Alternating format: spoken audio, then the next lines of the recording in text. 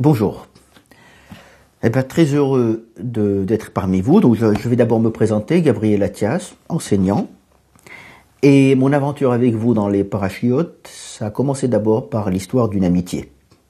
La personne se reconnaîtra, mais car je ne me serai jamais engagé dans la voie de commenter la Torah, puisque d'autres plus sages que moi l'ont déjà fait. Alors nous allons commencer par la paracha de Noah. Noah, personnage à la fois riche, énigmatique, problématique, on le verra au fur et à mesure du développement. Mais moi je vais commencer par la fin de la Sidra de Bereshit. Dans le Maftir, c'est-à-dire dans la dernière montée avant la Haftara, Vayer Hashem ki rabbat ra'at ha'adam ba'aretz. Dieu, après quand même quelques 10 générations entre Adam et Noach, il essuie quelques plâtres. Même Dieu ne réussit pas toujours. Et au bout de 10 générations, Dieu regarde ce qu'il a fait et se rend compte que l'humain qu'il a fait, c'est une catastrophe. Vatimale Haaretz Hamas, c'est-à-dire c'était le vol et le viol avec un i qui les sépare. Et la Torah a cette formule absolument lapidaire, Vaïnahem Hashem ki asa et Adam ba'aretz vaïta'atsev el libo. Et du coup, Dieu regrette. Vaïnahem, on a déjà Noach en perspective. Vaïnahem, mais dans son regret, il y a un espoir. Puisque Noach, c'est celui qui va nous consoler. Mais non. C'est Dieu d'abord qui est attristé par ce qu'il fait, et vaïta'atsev el libo, et il est en plus triste de voir son humanité arriver à une telle décadence. Décision, mais en fait, avant la décision, il s'en rend compte que il aurait quand même dû écouter son équipe, son staff, quand il lui dit « Mais tu vas pas créer cet être humain, c'est une catastrophe ». Et on connaît le Midrash qui dit il a laissé les anges parler et il a créé, il leur a dit bon voilà maintenant qu'il est là, mais avant ça, même pour le monde en soi, Akadosh Baruch Hu, quand il finit de le créer, il y a un Midrash qui dit Halvai ve'ya'amod, pourvu qu'il tienne la route. Donc vous voyez, même Dieu a des doutes. Il est pas dogmatique. Et alors, décision radicale, il se dit je vais prendre la décision que j'aurais dû prendre auparavant, Emhe et Adam. Je vais effacer l'être humain autant que les animaux. Mais la notion de Mehoui, c'est lorsque tu effaces avec de l'eau. Cette histoire qui va se profiler après dans la paracha qui va nous suivre, le problème du Maboul, de ce déluge, mais ça, beaucoup d'autres civilisations, Platon dans le Timée 22 ou 23, il dit là-bas, Dieu a voulu nettoyer le monde, le fameux mythe de Deucalion, il va tout... Mais là, il y a un personnage qui va surgir comme si la tradition juive n'a jamais supporté le désespoir. C'est-à-dire, quand bien même les choses arrivent au fin fond du fin fond, si le rabbin Nachman de Braslav disait qu'il est interdit de vieillir, il est interdit également de désespérer. Et alors il y a une tikva, un cave, c'est-à-dire une sorte de ligne directrice. Et quelle va être cette ligne directrice? Ça va être, alors une fois qu'il a dit tout ça, je suis vraiment désolé de les avoir créés, ça a été une erreur de casting. Eh ben non. Venoach matzachen be'ene Hashem. Dans la foulée, Noach a trouvé grâce aux yeux d'Hachem. D'ailleurs, Noach et Chen, vous voyez, quand vous le lisez en verlan, vous le retrouvez. Mais dans ce Chen, c'est qu'il y avait une Chochma Nisteret. C'est les Rachetevot. Il y avait une sorte de science divine comme ça, un peu occultée. Et beaucoup d'encre a été versée sur cette idée de Venoach Matzachen Be'ene Hashem. Qu'est-ce que ça veut dire? les Chachamim disent, Rabbi Yochanan me semble-t-il, David Bannon dans le bruissement du texte le reprend très bien, il reprend le Midrash qui dit Noach n'avait pas une once de mérite. Unkia shel zchut. Même il n'avait rien. Il ne le méritait pas et pourtant on l'a laissé vivre. Et enfin on arrive à Noach. Et les Toldot Noach, voici les générations ou les, comme disait Manitou, les engendrements, c'est ça l'histoire dans la tradition juive, n'est pas chronologique sous l'égide de Chronos, mais Toldot sous l'égide de nos enfants. C'est-à-dire c'est nos enfants qui nous portent vers l'éternité et qui sont les garants de notre passage ici. Et j'aimerais vous faire découvrir quelque chose, puisque, pour ceux qui ne me connaissent pas, je suis un juif arabe, et avec une très grande tendresse pour le monde musulman, eh ben le monde musulman a aussi des midrashim. On a un midrash en islam qui s'appelle, je vais le dire en arabe, Qissas al-Anbiya, qui signifie les histoires des prophètes. Et en fait, c'est une compilation d'un univers très très proche du midrash et qui rapporte toutes les histoires de la Bible. C'est un recueil qui a été élaboré autour du XIIe, XIIIe siècle, donc pas très loin de la période où un autre grand midrash, le Midrash Agadol, qu'on appelle le Midrash Atemani, et on a des traditions où il y a une sorte de mixage entre tradition juive et tradition musulmane, tradition arabe, et je vais vous proposer quelques éléments autour de Noach. Alors l'histoire de Noach commence par, bien sûr, les mères, son père, qui rencontre une femme qui s'appelait Rakil ben Aouel. Donc ils lui ont donné un nom arabe, il fallait bien faire local. Et il sous-traite pas. Amarla, il lui a dit, Hayesh Lachbaal, il voit une bonne femme dans le désert, il lui dit, est-ce que tu es un mari? Elle lui dit, Lo. Amarla, Kama hen shnotaïr, quel âge tu as?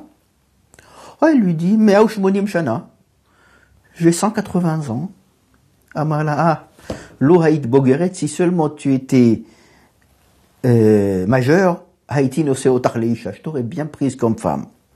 Sheharé, Gila Bagrout Botam Yamim, Aïya Mataim Shana, car la majorité chez nous, c'est 200 ans. On est à 20 ans près.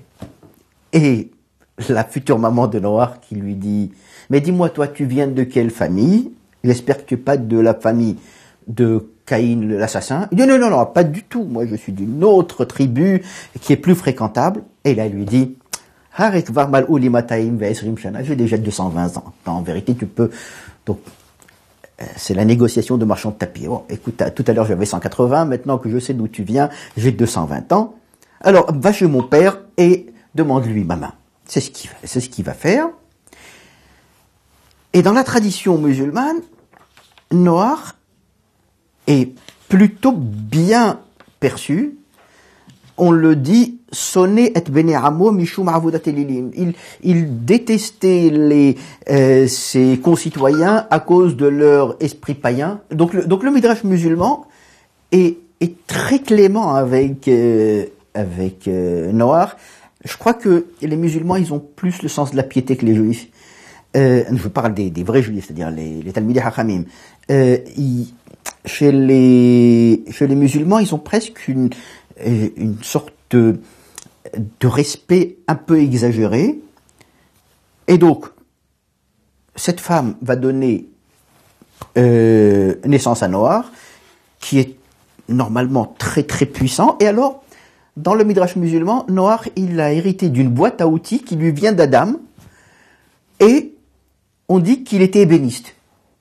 Et c'est comme ça qu'il va faire la fameuse arche. Et tous les jours, Noach sort voir ses concitoyens et il implore, je vous en prie, revenez à Dieu, Et on va voir que chez les Chachamim, c'est un tout autre portrait, mais il est au vitriol par rapport à Noach. Ils sont absolument infects avec lui. Pourquoi? Donc on a vu que chez les musulmans, dans Qisas al-Anbiya, il n'y a pas de problème. Noach est un homme absolument formidable. Bon, il a trois enfants avec Canaan qui va un peu exagérer. Et maintenant, avançons un peu dans Noach. Noach, ish tzaddik tamim haya bedrotav. Il était tzaddik, c'est le seul personnage duquel on va dire qu'il est tzaddik dans la Torah. Il n'y en a pas un deuxième. Il n'y en a pas un deuxième. Vous parcourez toute la Torah, c'est qu'il n'y a que Noach. Et pourtant, le pauvre, on va l'accabler, mais de manière absolument effroyable. On va le traiter de tout, on va le voir. Alors, Rashi, Bedorotav, s'il était dans la génération d'Abraham, bon, mais on va voir qu'il n'y avait pas une once de srout, rien pour lui, ce pauvre homme. Et d'ailleurs, on va le voir, il se comporte comme un vrai fonctionnaire. Vous allez le voir. Et les Toldot Noach. Alors, certains Chachamim dans le Midrash disent Noach n'a été sauvé que grâce à ses Toladot. C'est pour ça qu'on commence par Toldot. Par lui-même, il ne valait rien. Et ensuite, Vayoled Noach, Noach a mis au monde. Et immédiatement, Dieu se révèle à lui et il lui dit bon, ça y est, Khalas, on va faire un remote. On va tout remettre à zéro. Et le père Noach, rien du tout. C'est-à-dire, qu'est-ce qu'il lui dit? Aseh lechateva, c'est bien ça, oui. Aseh lechateva ta'atse gofer. Il lui dit, fais-toi une arche, aseh lecha. Donc, on a déjà, c'est pas assez dans l'espoir de voir d'autres personnes. Et Noach ne se pose aucune question. À chaque fois que Dieu lui donne un ordre, à 2 reprises, qu'est-ce qu'il fait? Vayas Noach, kechol asher tziva oto Elohim ken asa. Tout ce que Dieu lui disait, il le faisait fidèlement, c'est-à-dire, c'était une sorte de béni-oui-oui, passif. Et un de mes amis me disait que ce qui le passionne dans cette paracha, c'est la notion de solidarité qui manque chez Noach. Et à cet égard, pour donner raison à cet ami, pour ne pas citer Richard, on va passer sur un passage du Zohar. Le Zohar a une phrase terrible qui dit que lorsque Hachem dit à Noach, voilà, Ketz Kol Basar, il n'a rien dit. Par contre, quand il lui dit fais-toi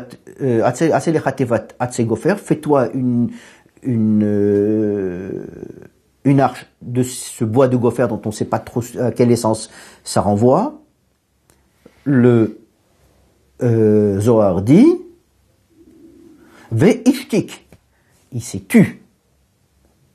Il s'est tu, c'est tout simplement. Alors, ce silence peut être interprété soit comme une sorte, c'est toi Dieu qui l'a dit, je fais, ou alors une lâcheté extraordinaire. Les Chachamim, ils le considèrent comme un lâche. Et là, le Zohar lui dit, non mais, comparez-le à Abraham. Quand Abraham, Hachem, il lui dit, je vais détruire Sodome et Gomorrhe, il lui dit, tu vas exterminer le juste et le méchant. Et alors le marchandage va commencer entre Hachem et Abraham. David Manon reprend un très beau texte de Rabbi David Saba en disant, en dévoilant son projet, Dieu a voulu susciter une réaction au niveau de Noach. Quand il lui dit Aselecha, pour ta sauvegarde. Et Noé construit l'arche sans penser un seul instant au sort des autres, sans intercéder pour ses contemporains, en offrant par exemple un sacrifice, ce qu'il va faire à la fin. Vous voyez ? En priant, en invoquant, ou même en se révoltant. Et là, il y a un très beau texte de Neher dans Identité juive, si mes souvenirs sont bons, et qui dit « Innombrables sont les moments de révolte chez les prophètes bibliques. Nous parlons ici non pas de la révolte horizontale du prophète contre les abus des prêtres, des rois, contre les injustices sociales, mais de la révolte verticale envers l'injustice de Dieu. » Mais généralement, quand on parle d'Abraham, on le considère comme le père du monothéisme. Et le père du monothéisme, qu'est-ce qu'il dit à Dieu ? Est-ce que celui qui est le juge par excellence ne saurait faire la justice ? Mais les Chachamim dans le Zohar, ils vont plus loin encore, ils disent, c'est même Abraham manque de solidarité. Pourquoi ? Parce que, au bout de 10, il s'est arrêté. Il leur a dit, bon, s'il y a 10, et le Zohar dit, non, Moshe, il est encore au-dessus. Quand il descend et qu'il voit le veau d'or, et que Dieu lui dit, je vais tout exterminer, et il lui dit, si tu ne leur pardonnes pas à tous, mehenina misifrecha, alors, barre-moi de ton bouquin. Je ne veux plus, je ne suis pas partie prenante, alors que le Midrash dit que Akadosh Baruch Hu avait passé une sorte de deal, voulait faire un deal avec Moshe en lui disant, écoute, je vais refaire Israël à partir de toi. Pour un chef politique, mais c'est formidable. Moshe refuse. Et je continue maintenant, comme le temps presse, malheureusement que j'ai beaucoup parlé, donc Noach est considéré par la tradition juive comme le prototype de celui qui voit la souffrance des siens et qui ne bronche pas. Et d'ailleurs, il est Noach, il est calme, il garde un calme olympien, alors que Abraham, la première des choses, il monte au créneau. Moshe va plus loin. Il lui dit, tu me barres, je suis le sauveur. Non, je veux plus être le sauveur. Je veux pas être le Rabbeinu. Tu m'oublies. Si c'est ça, tu m'oublies. D'ailleurs, le premier coup de gueule, si on peut dire, de Moshe, ça a été lorsque Dieu l'a envoyé chez le Pharaon, et que le Pharaon a commencé à devenir plus dur. Il lui dit, mais pourquoi tu as... Si c'est ça, mais Dieu, sois gentil. Comme dirait Prévert, Dieu qui êtes aux cieux, restez-y. Reste-y, si c'est pour en arriver là, je t'en supplie, fous-nous la paix. Et cette révolte de laquelle parle Neher, elle va trouver son expression la plus grande avec Iyov, et ça, il n'y a que Neher pour sortir une aussi belle phrase. Les plaintes et la révolte de Job constituent une diachronie de la révolte en contrepoint de la symphonie de la foi dans le cœur des prophètes. Et en vérité, pour être un vrai révolté, il faut être un vrai Ma'amin. Rabbi Ishmael, lorsque tout fout le camp, lorsque le Ham Israël, il dit pas Mika Mochaba Elim Hashem, Mika Mochaba Ilmim Hashem. Il n'y a pas de Dieu plus muet que toi, qu'il voit la souffrance de ses enfants, Veshotek. C'est Rabbi Ishmael, celui qui sait entendre Dieu. Il lui dit, et ça va encore plus loin, Neher dans cette même page, il cite le Rabbi Levi Yitzhak de Berditchev, qui dit à Kippour, on vient de passer il y a quelque temps, moi, Israël, je respecte ta parole. Et toi, Dieu, qu'attends-tu pour respecter la tienne? Je ne bougerai pas de là, je ne quitterai pas ces quatre coudées de ma présence ici et maintenant jusqu'à ce que vienne la rédemption. Et, pour finir, un autre texte du Zohar, ou deux autres textes, lorsque le Zohar sur cette paracha page 42, Zohar Hadash, il dit lorsque Noach est sorti de l'arche et qu'il voit ce qu'il voit, d'ailleurs, il n'est pas sorti de lui-même, il a fallu encore un ordre d'Hachem pour quitter l'arche. C'est un homme qui ne sait pas ce que c'est que l'esprit d'entreprise, ce qu'on appellerait aujourd'hui un assisté. Pour rentrer, il a fallu que Dieu lui dise rentre. Pour qu'il sorte, il faut que Dieu lui dise sorte. Donc il sort, et qu'est-ce qu'il voit? Une sorte de catastrophe. Tout a été rasé. Seul lui et sa famille sont encore vivants. Et monsieur commence à pleurer. Une fois que, après la bataille.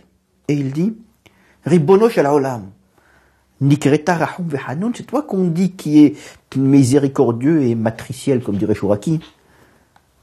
Tu aurais dû prendre tes enfants en pitié ou en miséricorde. Et la réponse d'Hachem dans le Zohar, bien sûr c'est pas ça qui lui a répondu, mais c'est le Zohar qui le dit. Akadosh Baruch Hu lui dit, Ra'aya Shatia, tu es un pasteur fou. C'est maintenant que tu demandes la miséricorde, tu aurais dû la demander avant. Vous voyez, les Chachamim du Zohar sont absolument, ils lui mettent un portrait au vitriol, et je finis par Rabban Yochanan ben Zakkai, qui dit, quand les eaux sont déjà calmes et tout est... Et Noach, il ne veut pas sortir. Il attend l'ordre. L'horreur. Il attend l'ordre. Et Rabbi Yochanan ben Zakkai dit, si j'avais été présent à sa place, j'aurais cassé l'arche pour sortir. C'est qui le dit? C'est Rabbi Yochanan ben Zakkai, celui qui, au moment où tout se passe mal, il fait le mort, il sort par un subterfuge et il crée Yavne. Yochanan, alors dans le Yochanan, il y a Hanoun. Et c'est lui qui va construire quoi? Ibané, pas Yavne. Mais Rabbi Yochanan, pour être... En vérité, on est généreux quand on a un esprit d'entreprise et une capacité de dire stop à l'assistance. Même celle de Dieu. Et quand l'homme doit agir, eh ben, il doit agir de la manière la plus ferme, quitte à casser la teva, c'est-à-dire la lettre. Shabbat Shalom.